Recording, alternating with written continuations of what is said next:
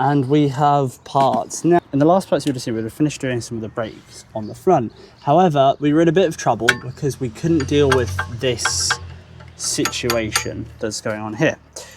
We ordered some parts. We did order some EBCs, however, they didn't come in time, unfortunately. So essentially, we're gonna have to use the old pads, which I would never recommend doing, but in this instance, we're in a bit of a situation, so we reuse the old pads for there, which look pretty decent anyway, for our outer caliper. And our inner, we've had to buy a new brake shoe assembly. Again, the one we ordered online didn't come in time, so we're gonna have to use this one. So the part numbers are on the top here. However, you have to be careful with these 190Es because supposedly there's so many different versions, it gets kind of confusing. So let's get on with replacing this outer brake shoe situation, because this is good, this is really not good. I mean, God, look how cracked that is. Let's get on with it. Now, just to note, these are shipped in Greece, so we do have some brake cleaner we're going to use on these, but the difference, yeah, these definitely needed replacing.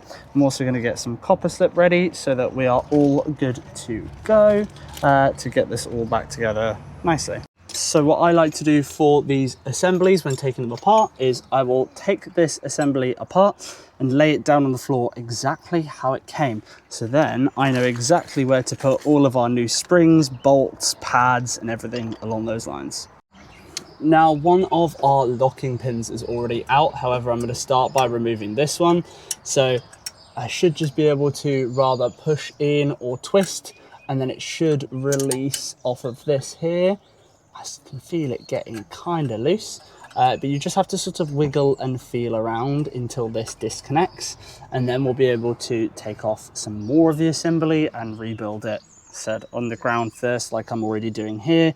I'm laying everything out exactly where it needs to be. So this bottom one like this, that one there, and then I'm going to do the same now with the springs and the bolts to just make sure we're doing it exactly how it came off the car. Obviously not broken this time.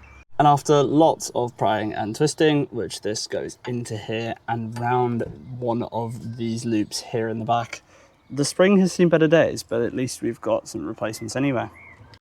So after placing the top spring and our adjustment at the top, I'm now going to have to hook this little guy in.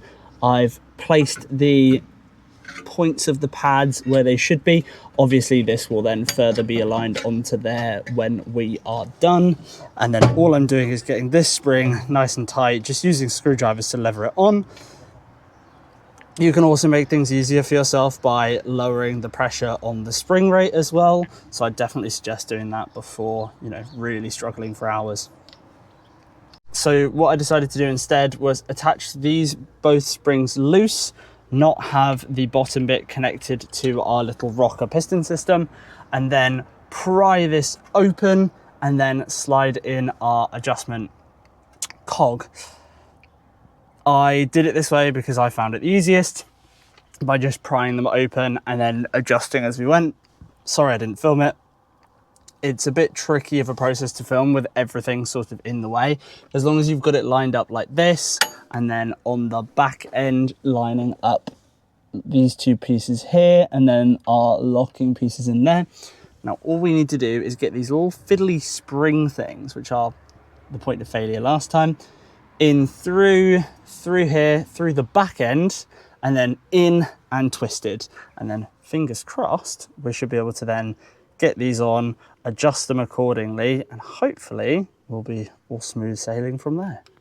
Now I was worried about not being able to align everything up, but actually this is quite a cool design. If you get your screwdriver in there and then you find your alignment hole, so I'm gonna have to turn the rotor here, what I'm able to do is actually just line it up flat, push the pressure in, wiggle around until it feels like it's gone through the other side,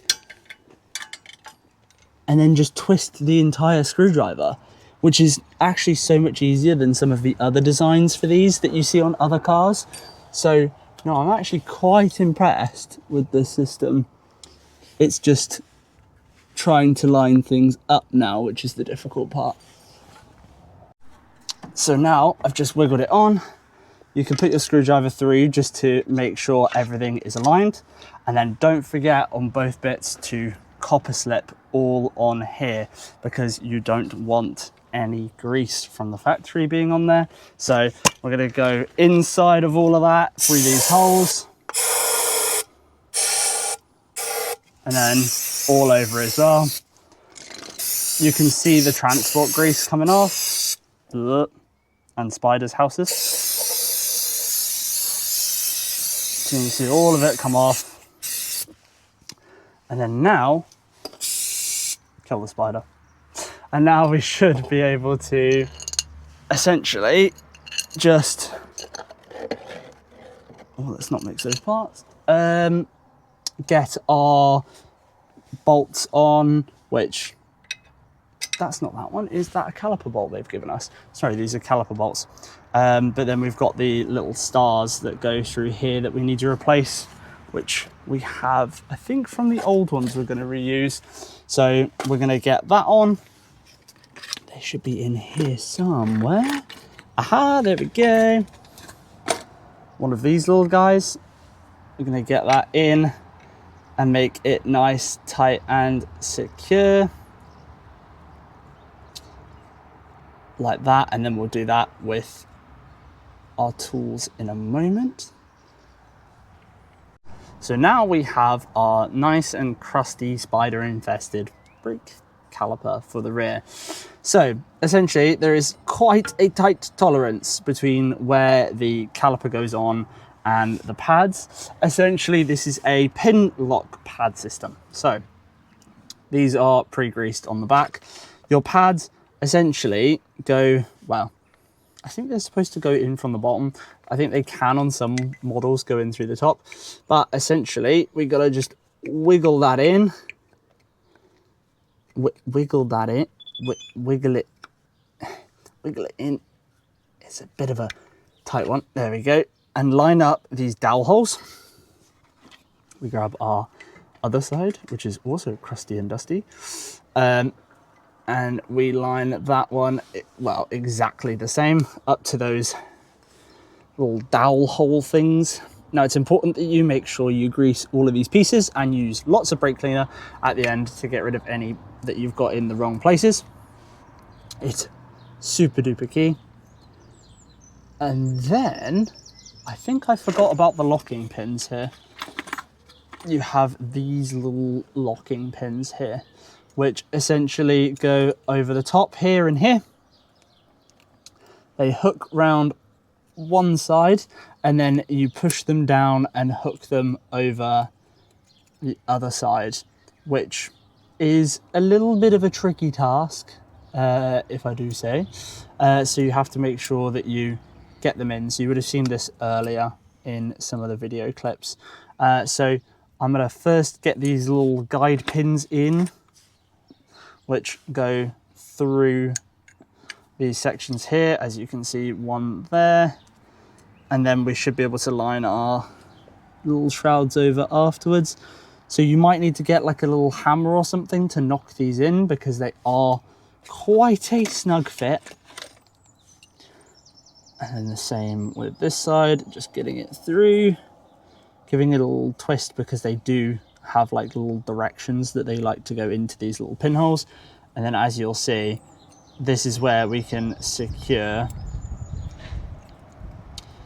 round like this and lock in our pins afterwards. I was silly and forgot, before putting the second pin in and giving them a little hammer, you just push down, and then it's a little tricky to pry it down to the right angle and also get the pin in. But then when it's on like that, we should just be able to tap with some little bit of persuasion. And then it's just lining the pin up. And then I'm just using a lump hammer for this, just to tap them in, just so that I know that they're nice and secure. But I would recommend using a pinpoint hammer, like a small little one. But that locks these pads in. Now I've just got to make sure I push these back out as far as I can, because we want them to be as far back so that they go on nicely to our new discs, which these might be too tight. I have wound them back, but it's always a bit of a pain to get these things on. There we go. So just giving it a little bit of a wiggle back and forth. And now we can put our new hardware on. And these just go into the back as we did when we took them off before. So I'm not quite lined up on this one. So just a touch more wiggling. Maybe some tapping with a copper hammer or something if we can't get them into the right areas. You're essentially just feeling around blind for these. So it might take a second. I tend to find it easier to actually line the first one up the top because you can actually see what you're doing, and then doing the second one afterwards. But it's completely up to you. It's just as difficult unless you've got a lift, and it's nice and easy because you can see above and below. So now this is all back on and looking nice, shiny and clean. We're going to repeat this on the other side. We're going to do the other one. So again, I won't bore you, but hopefully this helped or was a helpful video to get these on. I didn't go into as much detail because we are in a bit of a rush for MOT, but yeah, we're going to do the other side and we'll let you know the results of passing MOT or failing MOT tomorrow. Fingers crossed, she passes.